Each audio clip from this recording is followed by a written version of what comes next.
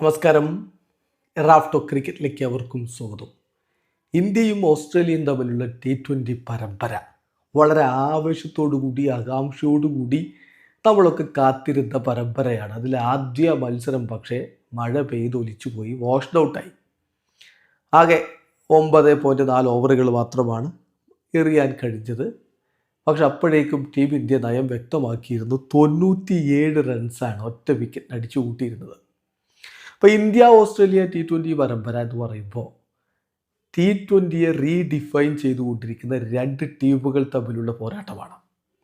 Asia കപ്പിലൊന്നും നമ്മൾ team ഇന്ത്യക്ക് കട്ടക്ക് എതിരായി നിൽക്കാൻ പറ്റിയ ഒരു ടീമിനെ കണ്ടിട്ടില്ല എന്നതാണ് യാഥാർത്ഥ്യം. പക്ഷെ അങ്ങനെയല്ല ഈ ഇന്ത്യ ഓസ്ട്രേലിയ പരമ്പര എന്ന് പറയുമ്പോൾ. ഇന്ത്യ, ഓസ്ട്രേലിയ, ഇംഗ്ലണ്ട്, ഈ മൂന്ന് ടീമുകളാണ് ഇപ്പോൾ T20യെ അതിൻ്റെ പീക്കിലേക്ക് കൊണ്ടുപോയിക്കൊണ്ടിരിക്കുന്നത്. സമീപകാലത്തെ മത്സരങ്ങളുടെ കണക്കൊക്കെ എടുത്താൽ അത് വളരെ വ്യക്തമായി നിങ്ങൾക്ക് മനസ്സിലാവും. വേണമെങ്കിൽ നമുക്ക് അത് മാത്രമായിട്ട് വേറൊരു വീഡിയോ വിശദമായിട്ട് ചെയ്യാനുണ്ട്. ഈ മൂന്ന് ടീമുകൾ T20യിൽ ഉണ്ടാക്കിക്കൊണ്ടിരിക്കുന്ന മാറ്റങ്ങളെക്കുറിച്ച് മാത്രം.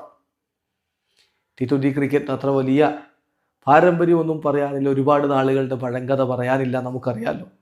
അവിടെ നിന്ന് ഇങ്ങോട്ട് എടുത്തു കഴിഞ്ഞാൽ കൃത്യമായൊരു റെവല്യൂഷൻ നടത്തി ഇന്നത്തെ രൂപത്തിലേക്ക് ഹൈ റിസ്ക് ബാറ്റിങ്ങും കൊണ്ട് കളിയെ അതിൻ്റെ പീക്കിലേക്ക് കൊണ്ടുപോയ മൂന്ന് ടീമുകളാണിത്. അതിൽ രണ്ട് ടീമുകൾ തമ്മിൽ നേർക്കുനേർ വരും. അത് രണ്ട് ടീമും ഒരു ട്രാൻസ്ഫോർമേഷൻ ഫേസിലൂടെ കടന്നു പോവുകയാണ്. അതുകൂടി നോക്കണം. നിലവിലെ T20 ചാമ്പ്യന്മാർ ടീം ഇന്ത്യയാണ്. പക്ഷെ ആ ചാമ്പ്യൻഷിപ്പ് നേടിയ ടീമിലെ നായകൻ രോഹിത് ശർമ്മ, അതിലെ പ്രധാന താരം വിരാട് കോഹ്ലി, ജഡേജ എന്നിവരൊക്കെ വിരമിച്ചു പോയതിന് ശേഷമുള്ള ഒരു പുത്തൻ ട്രാൻസ്ഫോർമേഷൻ കടന്നു പോകുന്ന ടീമാണിത്. ഓസ്ട്രേലിയ അങ്ങനെയൊക്കെ തന്നെ നീണ്ട കാലം അവരുടെ ബാറ്റിങ്ങിൻ്റെ ശക്തി ദുർഗമായിട്ട് കണക്കാക്കപ്പെട്ടിരുന്ന ബാറ്റർമാർ ഡേവിഡ് വാർണർ, സ്റ്റീവൻ സ്മിത്ത് ഒന്നുമില്ലാത്തൊരു ടീമാണ് ഇപ്പോഴത്തെ ടീം. പിന്നെ പഴയ പോലെ ഒരു ആങ്കർ റോൾ കളിക്കുന്ന ഒരു ബാറ്ററെങ്കിലും ടീമിൽ വേണം എന്ന് ചിന്തിച്ചിരുന്ന കാലഘട്ടത്തിൽ നിന്ന് T20 മാറിക്കഴിഞ്ഞൊരു സമയം കൂടിയാണ്. അപ്പോൾ അതുകൊണ്ട് ആ രണ്ട് വമ്പൻ ടീമുകൾ തമ്മിൽ കൊമ്പ് കോർക്കുന്ന ഒരു പരമ്പര, അത് ആവേശം അതിൻ്റെ പീക്കിലേക്ക് കൊണ്ടുപോകും. അതിൽ ആദ്യ കളിയാണ് ഇങ്ങനെ മഴ പെയ്തു പോയിരിക്കുന്നത്. പക്ഷേ ഇന്ത്യ കൃത്യമായിട്ട് അവർക്ക് വാണിംഗ് കൊടുത്തു കഴിഞ്ഞു. ഈ ടീം ഇനി ഓസ്ട്രേലിയ അല്ല, ഏത് കൊമ്പം വന്നാലും ഞങ്ങളുടെ കളി കളിച്ചിരിക്കും, ഏത് വമ്പൻ ബൗളർ എറിഞ്ഞാലും അടിക്കാനുള്ളത് അടിച്ചിരിക്കും. ആ ഇൻറ്റൻഷൻ കൃത്യമായിട്ട് ഇവിടെ കാണിച്ചു കൊടുത്ത് കഴിഞ്ഞിട്ടുണ്ട്. വരും മത്സരങ്ങളിൽ ഇത് ഒരു തകർപ്പൻ പോരാട്ടത്തിലേക്ക് തന്നെ ടീമിനെ കൊണ്ടുവന്നെത്തിക്കും. അപ്പോൾ ദുബായിൽ നമ്മൾ ഏഷ്യ കപ്പ് വിജയിച്ചു. അതിനുശേഷം ഓസ്ട്രേലിയക്ക് എത്തുമ്പോൾ കണ്ടീഷൻസ് പക്കാ ഡിഫറൻ്റ് ആണ്. അതായത് അജഗജാന്തരമുണ്ട്. എന്നാലും ദുബായിൽ നമ്മൾ ഉപയോഗിച്ച കോമ്പിനേഷൻ ഉണ്ടല്ലോ, 3 സ്പിന്നേഴ്സ്, വരുൺ ചക്രവർത്തി, കുൽദീപ് യാദവ്, അക്സർ പട്ടേൽ, അത് അതുപോലെ ഇവിടെ ഉപയോഗപ്പെടുത്തുകയാണ്. 2 പേസർമാരെ പ്രധാനമായിട്ടുള്ളൂ, ഹർഷിത് റാണയും ജസ്പ്രീത് ബൂംറയും. അപ്പോൾ അത് ചെറിയൊരു ആശ്ചര്യത്തിന് വക നൽകുന്ന കോമ്പിനേഷനാണ്. പക്ഷേ അതിൽ നല്ല വിശ്വാസം ടീം മാനേജ്മെൻറ്റിനുണ്ട് എന്നാണ് ഇവിടെ വ്യക്തമാവുന്നത്. നിതീഷ് കുമാർ റെഡ്ഡിക്ക് പരിക്ക് പറ്റിയതുകൊണ്ട് അദ്ദേഹം ആദ്യത്തെ 3 മത്സരങ്ങൾക്കില്ല. അപ്പോൾ പിന്നെ കാരണം ഹാർദിക് പാണ്ഡ്യയാണ് ദുബായിൽ പ്രധാന റോൾ വഹിച്ചവരിൽ ഒരാൾ. അവസാന മത്സരമാകുമ്പോഴേക്കും പരിക്ക് പറ്റിയെങ്കിലും ആ പാണ്ഡ്യ ഇല്ലാതെ, പാണ്ഡ്യക്ക് പകരമാണ് നമ്മൾ നിതീഷ് കുമാർ റെഡ്ഡിയെ ഈ സ്കോട്ടിലേക്ക് ആഡ് ചെയ്തിരുന്നത്. ആ നിതീഷ് കുമാർ റെഡ്ഡി ഇല്ലാതെ വരുമ്പോൾ പിന്നെ അവിടെ തേർഡ് സീമർ ഓപ്ഷൻ ഓപ്പറേറ്റ് ചെയ്യാനുള്ളത് ശിവൻ ദ്യൂബെ മാത്രമാണ്. അദ്ദേഹത്തെ കൊണ്ട് അത് എത്രത്തോളം സാധിക്കും, ഇപ്പം ഏഷ്യ കപ്പ് ഫൈനൽ അദ്ദേഹം നന്നായിട്ട് എറിഞ്ഞു, പക്ഷേ ഇവിടെ എങ്ങനെ സാധിക്കും എന്നുള്ളതൊക്കെ കണ്ടറിയേണ്ട കാര്യമാണ്. അപ്പോൾ അത് പക്ഷെ ടെസ്റ്റ് ചെയ്യപ്പെട്ടില്ല, ആ ഭാഗം ടെസ്റ്റ് ചെയ്യപ്പെട്ടില്ല. നമ്മുടെ ശക്തി ബാറ്റിങ്ങിലാണ്. ആ ബാറ്റിംഗ് നന്നായിട്ട് ക്ലിക്ക് ചെയ്തുകൊണ്ടിരിക്കുകയാണ് മഴ ഈ രൂപത്തിലേക്ക് കളിയെ തടസ്സപ്പെടുത്തിയത്. ആദ്യം മഴ ഒന്ന് വന്നു, 18 ഓവറാക്കി ചുരുക്കി.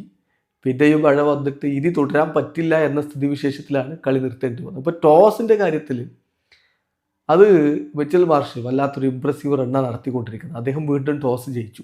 ടോസ് ജയിച്ചപ്പോൾ അദ്ദേഹം, നമുക്ക് സർപ്രൈസ് ഒന്നും തോന്നിയില്ല, അദ്ദേഹം ബൗൾ ചെയ്യാൻ വേണ്ടി തീരുമാനിച്ചു. ഇപ്പോൾ കഴിഞ്ഞ കുറച്ച് കാലമായിട്ട് അങ്ങനെയൊക്കെയാണ് കാര്യങ്ങൾ പോയിക്കൊണ്ടിരിക്കുന്നത്. അത് അതേ രൂപത്തിൽ തന്നെ വീണ്ടും സംഭവിക്കുകയാണ് ഉണ്ടായത്. പക്ഷേ മഴ നമുക്ക് കാര്യങ്ങൾ അത്ര ഗുണകരമായ രൂപത്തിൽ കൊണ്ടുപോകാൻ സഹായിച്ചില്ല എന്ന് മാത്രം. എന്നാൽ ഇവിടെ ഒരു കാര്യമുണ്ട്, നമ്മുടെ സൂര്യകുമാർ യാദവും ശുഭൻ ഗില്ലും ഒക്കെ കൃത്യമായിട്ട് നയം വ്യക്തമാക്കിയിട്ടുണ്ട്. ഇപ്പോൾ സൂര്യയും ശുഭൻ ഗില്ലും കൂടി ഇന്ത്യയെ ഒരു പ്രോമിസിംഗ് ആയ രൂപത്തിലേക്ക് കൊണ്ടുപോവുകയായിരുന്നു. 97 റൺസിലേക്ക് എത്തിക്കഴിഞ്ഞിരുന്നു. 10th ഓവറിൽ 97 റൺസിലേക്ക് എത്തിക്കഴിഞ്ഞിരുന്നു. അപ്പോഴാണ് ഈ രൂപത്തിൽ മഴ വന്നത്, കളി കോൾഡ് ഓഫ് ആയത്, അല്ലെങ്കിൽ വാഷ്ഡ് ഔട്ട് ആയത്. അപ്പം വീണ്ടും മഴ വരുന്നതിന് മുമ്പ്, രണ്ടാമത് കളി നിർത്തുന്നതിന് മുമ്പ് സൂര്യകുമാർ യാദവ് മികച്ച രൂപത്തിൽ കളിച്ചുകൊണ്ടിരുന്നതാണ്. ഇപ്പോൾ അദ്ദേഹം എല്ലിസിൻ്റെ 2nd ഓവറിൽ 2 4ഉം ഒരു 6ഉം അടിച്ചു കൂട്ടിയിട്ടുണ്ടായിരുന്നു. ശരിയാണ്, അദ്ദേഹത്തിന് 18 റൺസിൽ ജോഷ് ഫിലിപ്പയുടെ ഒരു ലൈഫ്, കാരണം ജോഷ് ഫിലിപ്പയ്ക്ക് അതത്ര എളുപ്പത്തിൽ എടുക്കാൻ പറ്റുമായിരുന്ന ഒരു ക്യാച്ച് ആയിരുന്നില്ല. അപ്പോൾ അതുകൊണ്ടാണ് അത് സംഭവിച്ചത്.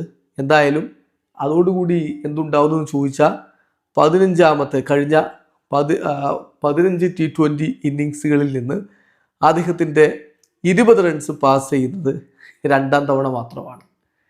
അപ്പോൾ അദ്ദേഹത്തിൻ്റെ ആ ഒരു ഫോമിൻ്റെ കാര്യത്തിൽ ചെറിയ ആശങ്കയുണ്ടായിരുന്നു. അതിൻ്റെ കാര്യമില്ല, അദ്ദേഹം ഫോം തിരികെ പിടിച്ചു എന്നുള്ളത് കൃത്യമായി കാണിക്കുന്ന ഒരു ഇന്നിങ്സാണ് ഇവിടെ വന്നത്. അത് ഓസ്ട്രേലിയക്ക് ഒരു വാർണിംഗ് തന്നെയാണ്. ഇപ്പം ഇന്ത്യയുടെ ഇൻറ്റൻറ്റ് വളരെ ക്ലിയർ ആയിരുന്നു. ഫസ്റ്റ് ബോൾ മുതൽ അഭിഷേക് ശർമ്മ ആ രൂപത്തിൽ അദ്ദേഹം ജോഷ് ഹേസൽവുഡിനെതിരെ അദ്ദേഹം ചാർജ് ചെയ്യുന്ന ഒരു കാഴ്ചയാണ് നമ്മൾ കാണുന്നത്. ഫസ്റ്റ് ഓവർ തന്നെ ആ രൂപത്തിലേക്ക് അദ്ദേഹം കാര്യങ്ങൾ കൊണ്ടുപോകാൻ ശ്രമിച്ചിരുന്നു. ആ ഒരു ഇൻറ്റൻഷൻ വളരെ വ്യക്തമായിരുന്നു. ഗില്ലൊരു ക്ലോസ് LBW ഷൗട്ടിൽ നിന്ന് രക്ഷപ്പെട്ടു അദ്ദേഹം 11 റൺസിൽ നിൽക്കുമ്പോൾ. പക്ഷേ പിന്നീട് അദ്ദേഹം മനോഹരമായിട്ട് കളി മുന്നോട്ട് കൊണ്ടുപോവുകയും ചെയ്തു. പക്ഷേ അഭിഷേക് ശർമ്മക്ക് അധിക ദൂരം പോകാൻ കഴിഞ്ഞില്ല, അദ്ദേഹം വീണുപോയി. അദ്ദേഹം വീണെങ്കിലും അവിടെ നിന്ന് പിന്നീട് മികച്ചൊരു പോരാട്ടം നമ്മൾ കാണുകയാണ്. അതായത് ഒരു 5th ഓവറിൽ ഒരു കോൺടെസ്റ്റ് ജോഷ് ഹേസൽവുഡും സൂര്യകുമാർ യാദവും തമ്മിൽ. ഇപ്പോൾ ഹേസൽവുഡിൻ്റെ കാര്യത്തിൽ അദ്ദേഹം 2 മത്സരങ്ങൾ മാത്രമേ കളിക്കുകയുള്ളൂ. അത് കഴിഞ്ഞാൽ പിന്നീട് അദ്ദേഹം ആഷസ് പ്രിപ്പറേഷനൊക്കെ വേണ്ടിയിട്ട് പോകും. അപ്പോൾ ആദ്യ ബോൾ ഒരു ബൗൺസറായിരുന്നു. അതിനുശേഷം 2nd ബോൾ ഏതാണ്ട് ഒരു അൺപ്ലേയബിൾ ആയിട്ടുള്ളൊരു ബോളാണ് വന്നത്. 3rd ബോളിൽ കൃത്യമായിട്ട് റെസ്പോണ്ട് ചെയ്തു. അത് വല്ലാത്തൊരു ഒഡാഷ്യസ് ഷോട്ടായിരുന്നു. ഒരു കിടിലൻ ഫ്ലിക്ക്, എവിടേക്ക്, ഡീപ്പ് സ്ക്വയർ ലെഗിന് മുകളിലൂടെ 6റിലേക്ക് പറത്തിയ ആ ടോപ്പ് ക്ലാസ് ഷോട്ടിലൂടെ സൂര്യയുടെ മറുപടി. ദെൻ പിന്നീട് മനോഹരമായിട്ട് പന്ത് വീണ്ടും എറിയുന്ന ജോഷ് ഹേസൽവുഡ്. അങ്ങനെയൊക്കെ ആ ഓവറിൽ നല്ലൊരു കോൺടെസ്റ്റ് നമ്മൾ കണ്ടു. അതേസമയം ഗില്ലാവട്ടെ വളരെ പെട്ടെന്ന് തന്നെ സ്കോർ ചെയ്ത് പോകുന്ന കാഴ്ച ആണ് ഒരു ഭാഗത്ത് നമ്മൾ കണ്ടത്. അങ്ങനെ കണ്ടീഷൻസ് വ്യത്യസ്തമാണ്. ദുബായിലെ കണ്ടീഷനിൽ നിന്ന് തീർത്തും വ്യത്യസ്തമായ കണ്ടീഷനാണ്. എന്നാൽ പോലും നമ്മുടെ ബാറ്റർമാർക്ക് ഇതൊന്നൊരു വിഷയമല്ല എന്ന രൂപത്തിൽ തന്നെ അവർ സ്കോർ ചെയ്തു പോയി. ഓസ്ട്രേലിയക്ക് ഇത് കൃത്യമായ മുന്നറിയിപ്പാണ്. ഇപ്പോൾ വ്യത്യസ്തമായൊരു കണ്ടീഷൻ കളിച്ചു വരുന്ന ഇന്ത്യ ഓസ്ട്രേലിയയിൽ ഈ കണ്ടീഷനിൽ വീണു പോകുമെന്ന് ആരും കരുതണ്ട. ഞങ്ങളുടെ ഇൻറ്റൻഷൻ ഇതാണ്, ഹൈ റിസ്ക് അറ്റാക്കിംഗ് ക്രിക്കറ്റ് തന്നെ കളിക്കും. ഓസ്ട്രേലിയ ഒന്ന് കരുതിയിരുന്നോളണം. ഈ ടീമിനെ അങ്ങനെ ഭയപ്പെടുത്താൻ പറ്റില്ല എന്നത് കൃത്യമായൊരു സ്റ്റേറ്റ്മെൻ്റ് ആക്കി കൊടുക്കുന്ന പോലെയാണ് ഈ ഒരു 9 ഓവറിൽ കാര്യങ്ങൾ സംഭവിച്ചിട്ടുള്ളത്. അഭിഷേക് 14 പന്തുകളിൽ നിന്ന് 4 4കളാണ് അടിച്ചത്. അഭിഷേക് 19 റൺസിന് മടങ്ങി. എല്ലിസിൻ്റെ പന്തിൽ ഡേവിഡ് പിടിച്ചാണ് മടങ്ങിപ്പോയത്. അദ്ദേഹം 4ാമത്തെ ഓവറിലും മടങ്ങി. അപ്പോൾ ഇന്ത്യയുടെ സ്കോർ ബോർഡിൽ 35 റൺസാണ്. പിന്നീടാണ് ഈ പറയുന്ന രൂപത്തിൽ ഗില്ലും സൂര്യകുമാർ യാദവും കൂടി ടീമിനെ മുന്നോട്ട് കൊണ്ടുപോകുന്നത്. ഗില്ലി 20 പന്തിൽ നിന്ന് 4 4ഉം ഒരു 6റും അടക്കം 185 സ്ട്രൈക്ക് റേറ്റിലാണ് ബാറ്റ് വീശിയത്. 37 റൺസാണ് അദ്ദേഹം പുറത്താകുന്നു. മറുഭാഗത്ത് സൂര്യ 24 പന്തിൽ നിന്ന് 3 4ഉം 2 6റുകളും 162.5 സ്ട്രൈക്ക് റേറ്റിൽ 39 റൺസുമായിട്ട് അദ്ദേഹവും പുറത്താകുന്നു. 10ാമത്തെ ഓവർ കംപ്ലീറ്റ് ആയിട്ടില്ല, അപ്പോഴേക്കും നമ്മൾ 97 റൺസിലേക്ക് എത്തിക്കഴിഞ്ഞിരുന്നു എന്ന കാര്യം ഓർക്കണം. അവരുടെ സ്പിന്നർ മാത്യു കുഞ്ഞമ്മന് 2 ഓവറിൽ കൊടുത്ത് 22 റൺസാണ്. എല്ലിസ് 1.4 ഓവറുകളിൽ 25 റൺസാണ് വിട്ടുകൊടുക്കുന്നത്. ഹേസൽവുഡ് താരതമ്യേന ഭേദപ്പെട്ട പ്രകടനം നടത്തിയെന്ന് വേണമെങ്കിൽ പറയാം. 3 ഓവറിൽ 24 റൺസാണ് അദ്ദേഹം കൊടുത്തത്. ബാറ്റ്ലെറ്റ് ആവട്ടെ 2 ഓവറിൽ 16 റൺസ്. സോ കാര്യങ്ങൾ വളരെ വ്യക്തമാണ്. ആരുടെ മുന്നിലും തലകുനിക്കാൻ ഈ ടീം തയ്യാറല്ല. എങ്ങനെയൊക്കെ സംഭവിച്ചാലും ആ ഇൻറ്റൻഷൻ വളരെ വ്യക്തമാക്കി അവിടെ കൊടുത്തിട്ടുണ്ട്. ഞങ്ങൾ ആക്രമണ ക്രിക്കറ്റ് തന്നെ കളിക്കും. അത് ഇനിയിപ്പോൾ ഏത് വമ്പൻ ടീം വന്നാലും എന്നുള്ളത് ഇവിടെ സൂചിപ്പിക്കുകയാണ്. സോ കാത്തിരിക്കാം അടുത്ത മത്സരത്തിൽ തീ പറക്കുന്ന പോരാട്ടത്തിനായി. നിങ്ങളുടെ അഭിപ്രായങ്ങൾ കമൻറ്റ് ബോക്സിൽ രേഖപ്പെടുത്തുക. വീഡിയോ സാധിക്കുന്നു. ക്രിക്കറ്റ് ലോകത്തെ കൂടുതൽ വിശേഷങ്ങളുമായി എത്താം.